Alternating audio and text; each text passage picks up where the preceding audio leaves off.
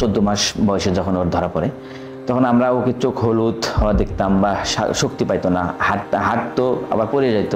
তখন বুঝতে পারতাম না ওর শরীরে ব্লাডটা কমে গেছে। থ্যালাসেমিয়া রোগীর জন্য প্রচুর খরচ, এটা আমাদের মতো গার্মেন্টস কর্মীদের ব্যবহার করা অনেক কষ্টকর।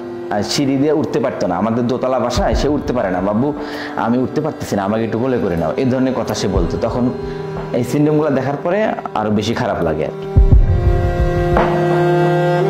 বাংলাদেশে থ্যালাসেমিয়ার প্রাদুর্ভাব অনেক বেশি। প্রতি বছরই প্রায় 7,000 শিশু থ্যালাসেমিয়া হিসেবে জন্মগ্রহণ করে এবং আমাদের প্রতি 10 জনেই একজন করে থ্যালাসেমিয়ার বাহক আছে।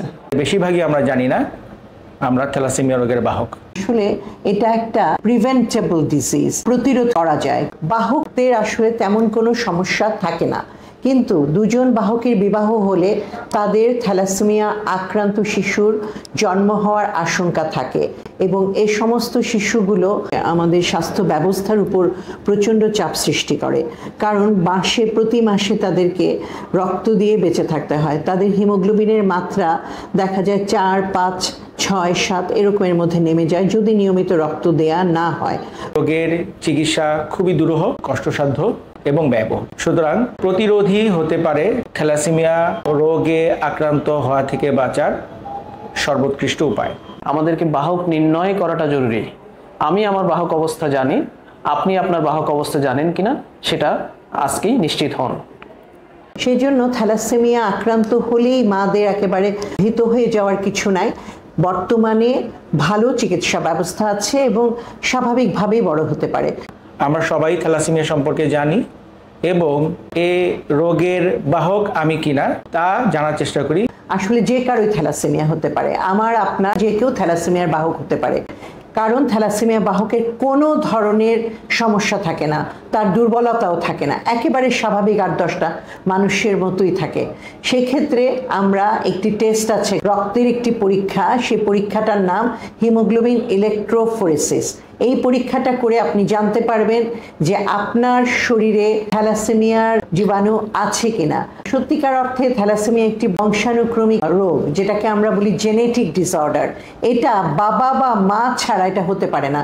কোনো পয়জন থেকে হয় না, কোনো পানি থেকে হয় না, কোনো খাবারের মাধ্যমে হয় না, বা কোনো ধরনের ব্যাকটেরিয়া ভাইরাসের মাধ্যমে হয় না। এটা হয় বাবা এবং মা দুজনেই যদি বাহক থাকে সেই সন্তানের হয়।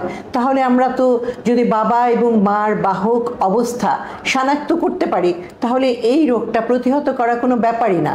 তাহলে বাবা এবং মার কিভাবে আমরা শনাক্ত করতে পারি? যেটা সবচেয়ে সহজ পদ্ধতি, যখন কোনো ছেলে বিবাহ করতে যাবে সে বিবাহের আগে একটি পরীক্ষা করলেই পারে, হিমোগ্লোবিন ইলেকট্রোফোরেসিস। আবার আমি বলছি, পরীক্ষাটির নাম হিমোগ্লোবিন ইলেকট্রোফোরেসিস। এই পরীক্ষাটা যদি একজন পুরুষ করে ফেলে এবং যদি সে দেখে সে বাহক, তাহলে তখন সে তার হবু স্ত্রীর পরীক্ষা করে দেখবে সেও বাহক কিনা।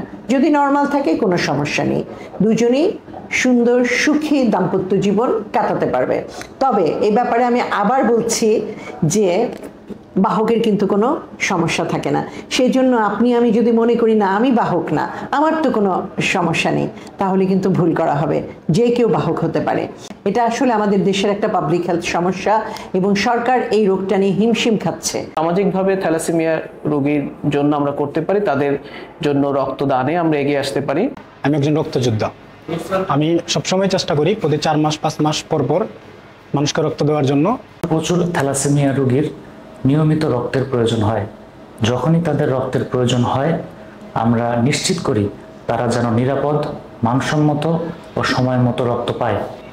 তাদের প্রতিটি ট্রান্সফিউশন যেন নিরাপদ হয়, তার জন্য রক্তদাতার নিবন্ধন, নিরাপদ রক্ত সংগ্রহ ও সঠিকভাবে প্রক্রিয়াজাতকরণ করে থাকি আমরা।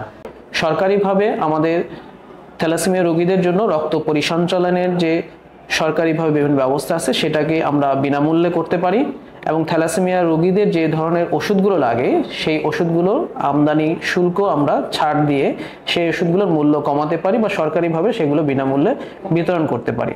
তাহলে এইখানে আমাদেরকে রোগীদেরকে প্রাধান্য দিয়ে চিকিৎসা ব্যবস্থাটা আমরা সাজাতে পারবো। ভবিষ্যতে থ্যালাসেমিয়া মুক্ত বাংলাদেশের আশা রেখে শুনে আমরা সচেতন হই। থ্যালাসেমিয়া যে আমাদের দেশের জন্য একটা মারাত্মক স্বাস্থ্য সমস্যা এবং এটা খুব র্যাপিডলি ছড়িয়ে যাচ্ছে, এ ব্যাপারে আমাদের সবার সচেতন হতে হবে এবং এইভাবে কাজ করতে হবে। ধন্যবাদ সবাইকে।